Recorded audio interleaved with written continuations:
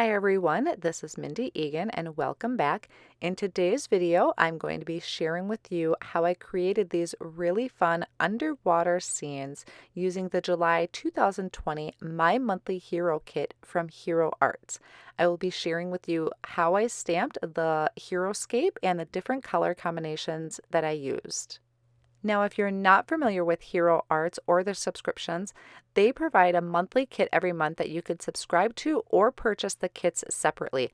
They are jam-packed with products. This is a look at July's kit, and they retail at $76.50, and they are available for $34.99. Huge deal. Now, as I begin to stamp my heroscape, I have to apologize how dirty my stamp set is. While I was playing with these the night before, my son wanted to help stamp, and you know how kids stamp, they squish as hard as they can and use the darkest colors they can find. So mine are pretty dark, pretty worn, but we had a lot of fun. I am starting by stamping the first layer of this heroscape. So this is going to be the most color. I'm starting with the lightest color. That first one I stamped was soft vanilla. And I'm doing a bunch of these at once. I'm actually stamping 4 of these all together at the same time. So this second one is soft brown. And then I'm using Tide Pool. And all of these are stamped on Hero Arts White Dove cardstock.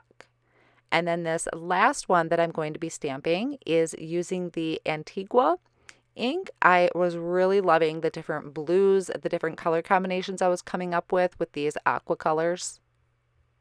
And I'm using my Hero Arts MISTI stamping tool to stamp all of these. It just makes everything a lot easier. So you can see here, this one is really dark. This one, my son had to use the darkest colors all the time. So it's really dark, and it ended up kind of being hard for me to see where my lines met. But what I did to line this up is I used the fish off on the right-hand side. I started with that and lined it up and then tried to match up my lines in between. This first color here I'm stamping on top of the soft vanilla that I had stamped. This is the soft brown. So I have soft vanilla as the first layer, soft brown as the second layer. Then this next one is, the background was in soft brown, and I'm stamping it with a Cup of Joe. This one was Tide Pool, and I'm stamping the second layer in Deep Ocean. And then the fourth one that I stamped in the Antigua, I'm doing the second layer in Navy. And I stamped it twice to make it really dark. Now for the third layer, I had a lot of fun with this one, playing with some different colors. And I know my stamping ended up being off.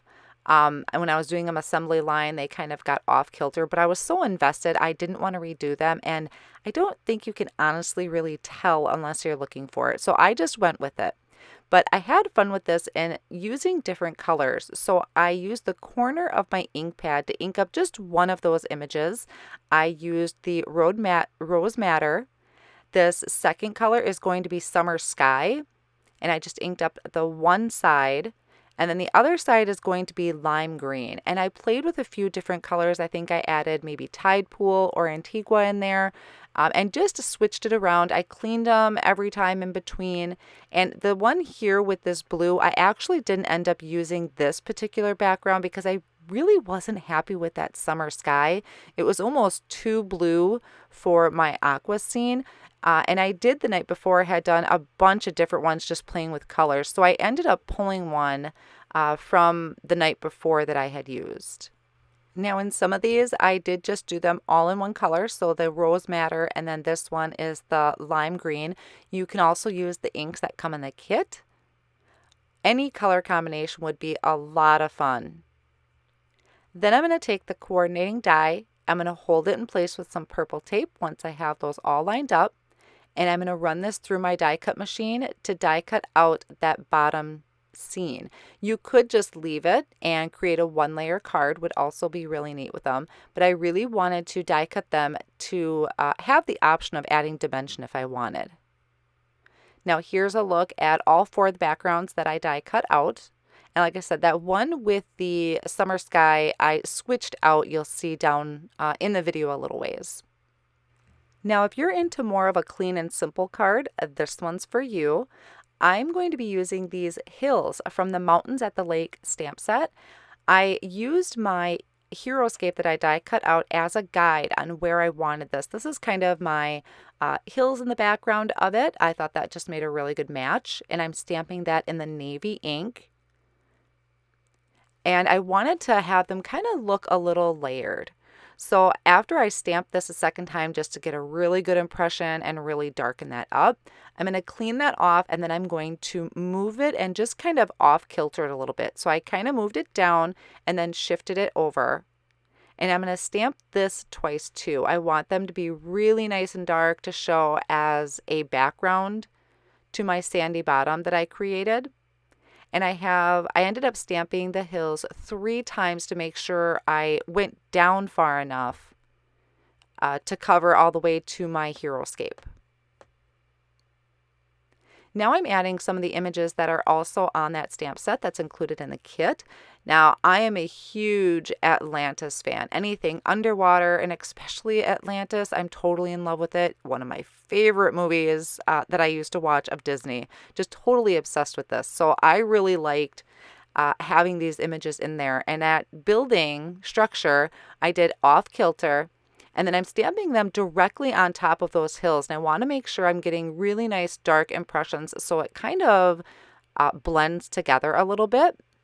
So then I decided it was just a little too white in that background. So I'm going to come in with Pool Party Reactive ink, and I'm just going to lightly ink blend up from those hills, and I'm going to have it kind of fade off into white. Once I'm happy with the blend, I'm going to set it off on the side and work on my other backgrounds, and I'm going to do all my stamping later. Here's a background I had created the night before. I apologize, I don't have any of these backgrounds in the video.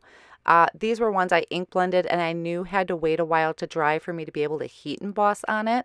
What I wanted to show you is that I took some Nautical cardstock and I sprayed it with that Frost Shimmer spray, and it creates a gorgeous sparkle cardstock. So I did that also on some Pebble cardstock. And after this dries, it's going to look like a really beautiful sparkle cardstock.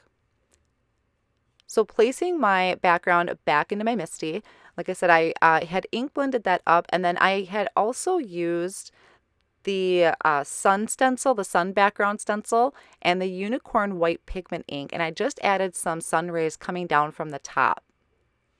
Since my panel was created the night before, I knew that it was dry. I just prepped it with an anti-static powder tool, sprinkled on some white embossing powder, and then I'll heat set that. And I love how this white embossing powder just totally pops off of the background, which is why I wanted to do this. And you can see the splatters on the background, so I had used reactive inks for that, and then splattered it with water so it gave those white speckles for an underwater scene. So this is also a background I created the night before. It's using the reactive inks. I really loved having that bright green towards the bottom. To me, this was like the glow of Atlantis was coming out from the bottom of the sea and coming up. So I switched and have my sun rays coming out from the bottom going up. Now this is my clean and simple card. I'm just sticking with stamping a sentiment off of the kit stamp set using that same navy ink. And that will finish off the stamping for that card. Now I apologize if it feels like I'm jumping around a little bit. I was just kind of working on backgrounds here and there when I could. So on a couple of my backgrounds, I am using the white and gold glimmer metallic ink. I just put a couple drops down on my mat, added a couple drops of water, and flicked that onto the background. So I did that for both of these. There is one of them where it's got the glow coming up from the bottom. I left that completely untouched. I didn't want to add speckles. I didn't want to add anything to it. I just wanted it to be this beautiful blend. So here's the gold that I thought looked really great on the background. It added some great contrast to the light colors. Now moving on to the assembly of my cards, I trimmed my panel down to 3 3/4 by 5 inches, which is one of my favorite sizes for my card panels. And then I also cut 3 more sheets of white cardstock that same size and attached them all together. This is going to add even dimension to my stamped panel there. I usually would use a foam tape, but as I stated in previous videos, I just haven't been happy with foam tape back there. I can always kind of see the lines of the foam tape. And this was a tip I picked up from Jennifer McGuire that I've really been happy with. Adding that extra cardstock just really gives it a nice even dimension. Then I added that to a white card front that's 4 1/4 by 5 1/2. And then just taking adhesive and adding on my heroscape, and that finishes off my first card.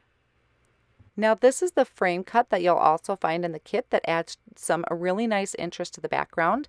I die cut that from some Adriatic cardstock, and then I'm going to be adding my heroscape there with foam squares, and I kept this one without a white edge like I did to the rest of them. Now my third card here, I did the same thing where I had stacked up some white cardstock behind my ink blended panel for that dimension and stability. And then adding this frame cut that I had die cut out of Nautical cardstock. This is the one that I had sprayed the Frost Shimmer spray on. And it's hard to see, but there really is a beautiful sparkle to it. And then once again, adding that heroscape to the bottom with foam squares. So you can see I really enjoy having a white margin around my cards. There's a little bit of a glimpse of that shimmer spray. And now for my next card, this one might be my favorite. I really like these light colors. I believe it was Key Lime Fizz and then maybe Pool Party Reactive ink. So just once again, just attaching those with the tape runner. And there's a look closer. You can see it's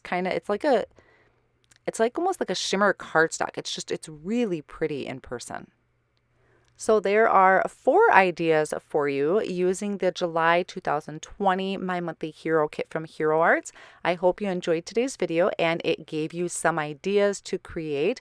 I really enjoyed having these Atlantis or underwater themed cards. It's kind of just right up my alley. So I hope you liked it too. And let me know, which one was your favorite? Which card did you like the best? I'll have all of the supplies listed down below in the video description and over on my blog as well. And I do have a few other cards from the release there to share with you too. Thank you so much for stopping by, and I'll see you again soon.